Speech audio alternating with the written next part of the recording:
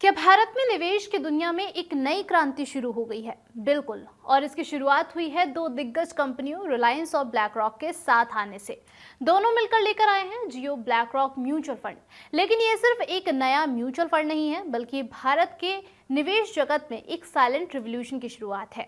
कई बार ऐसा होता है कि हम सभी सोचते हैं कि आखिर पैसे क्यों नहीं बच रहे हैं। सैलरी आती है, घर का बजट भी तय होता है और थोड़ी थोड़ी बचत की कोशिश भी करते हैं, लेकिन या तो पैसे बैंक अकाउंट में पड़े रह जाते हैं या फिर हम सोचते रह जाते हैं कि इन्हें कहाँ इन्वेस्ट करें, बैंक में रखें, म्यूचुअल फंड में निवेश कर दें, एसआईपी करें या फिर ना करें। मन में सवाल तो बहुत सारे होते हैं, लेकिन जवाब बहुत ही लिमिटेड होते हैं। और इसी कंफ्यूजन को खत्म करने के लिए हम सभी लोग मोबाइल में कई सारे ऐप्स खोलते हैं, कभी यूट्यूब की वीडियोस भी देखते हैं और फिर सोचते हैं कि चलो फिर कभी बाद में देखा जाएगा। इरादा तो पक्का होता है निवेश का, लेकिन रास्ता बहुत ही धुंधला होता है। और तभी एंट्री होती है रिलायंस और ब्लैक रॉक की। बिना ज्यादा शोर शराबे के लेकिन बहुत सटीक कदमों के साथ ये दोनों दिग्गज कंपनियां एक साथ आई हैं और लेकर आई हैं जियो ब्लैक रॉक म्यूचुअल फंड।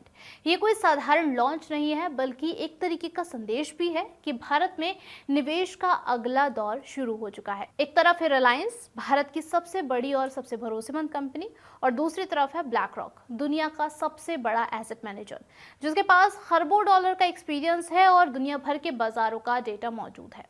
इन दोनों के साथ आने का मतलब साफ है कि अब भारत में निवेश केवल सलाह या फिर विज्ञापन का खेल नहीं रहेगा। पिछले कई वर्षों में जो भारत का म्यूचुअल फंड बाजार है वो तेजी के साथ बदला है और बढ़ा है।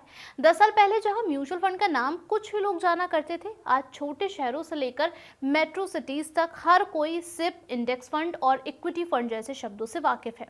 हर महीने करोड़ों एसआईपी चल रही हैं और खास बात यह है कि इसमें से ज्यादातर इन्वेस्टर पहली बार इस दुनिया में कदम रख रहे हैं। लेकिन यहाँ एक चैलेंज भी है कि यह बाजार बहुत बड़ा है और उतना ही यहाँ पर कंपटीशन भी है।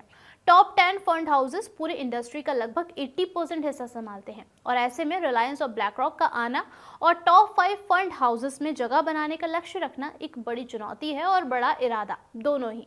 दिलचस्प बात यह है कि इस बार रिलायंस ने अपनी पुरानी धमाकेदार एंट्री वाली स्ट्रेटेजी को नहीं अपनाया है। यहाँ सब कुछ सोच समझकर बहुत ही स्टेडी और फोकस अप्रोच के साथ किया गया है। कोई बड़े बड़े विज्ञापन नहीं, कोई फ्लैशी कैंपेन नहीं, बल्कि प्रोडक्ट को इंट्रोड्यूस करना, फीडबैक लेना, धीरे धीरे लोगों का भरोसा जीतना, यानी कि ये खेल स्पीड का नहीं बल्कि मैराथन का बन चुका है। वहीं अगर हम ब्लैक रॉक की बात करें तो ब्लैक रॉक दुनिया भर में अपने खास सिस्टमैटिक एक्टिव इक्विटी मॉडल के लिए जानी जाती है। ये मॉडल सिर्फ बैलेंस शीट नहीं देखता है, बल्कि डेटा और बिहेवियर पैटर्न को देखकर उस पर काम करता है और उसको बखूबी समझता है। इसको हम एग्जाम्पल के जरिए समझें तो किसी शहर में अगर कारें बिकने ज़्यादा लगें, किसी ब्रांड की गूगल सर्च बढ़ जाए, किसी सेक्टर में हायरिंग तेज हो जाए या किसी मॉल की पार्किंग में गाड़ियां ज़्यादा बढ़ जाए, तो ये मॉडल तुरंत संकेत पकड़ लेता है कि उस सेक्टर में कुछ तो बदल रहा है। एआई और मशीन लर्निंग की मदद से ये मॉडल मार्केट की पल्स पकड़ता है, ना सिर्फ उसके नंबर्स देखता है। लेकिन भारत का बाजार थोड़ा सा अलग है। यहाँ लोगों के निवेश के फैसलों में भावनाएं, आदतें और भरोसा ये सभी अहम भूमिका निभाते हैं। इसलिए सिर्फ डिजिटल मॉडल नहीं, यहाँ पर हाइब्रिड मॉडल भी चलना बेहद जरूरी है। अब हाइब्रिड मॉडल क्या होता है ये आपको समझाते हैं। जियो ब्लैक रॉक फिलहाल डिजिटल प्लेटफॉर्म जैसे कि माई जियो, जियो फाइनेंस, ग्रो, ज़ेरोधा, पेटीएम आदि पर मौजूद है। लेकिन एक्सपर्ट्स मानते हैं कि भारत में निवेशकों को ऐप के साथ साथ एक भरोसेमंद इंसान की भी जरूरत होती है, जो उनके हर छोटे बड़े सवाल का जवाब दे सके और निवेश में भरोसा दिला सके। और ऐसे में भविष्य में ये partnership digital plus human advisor दोनों के मेल से काम करती हुई नजर आ सकती है। बिना शोर मचाए भी जियो ब्लैक रॉक ने कुछ ही महीनों में 6 लाख से ज्यादा इन्वेस्टर्स को अपने साथ जोड़ लिया है। खास बात यह है कि हर 10 में से जो एक निवेशक है वो ऐसा है जिसने पहली बार म्यूचुअल फंड में पैसे लगाए हैं।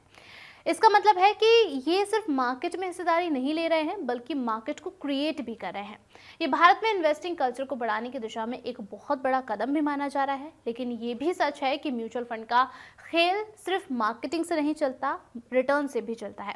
ब्रांड से दरवाजा खोलता है, लेकिन भरोसा तब टिकता है जब परफॉर्मेंस भी लोगों को रिटर्न में मिलती है।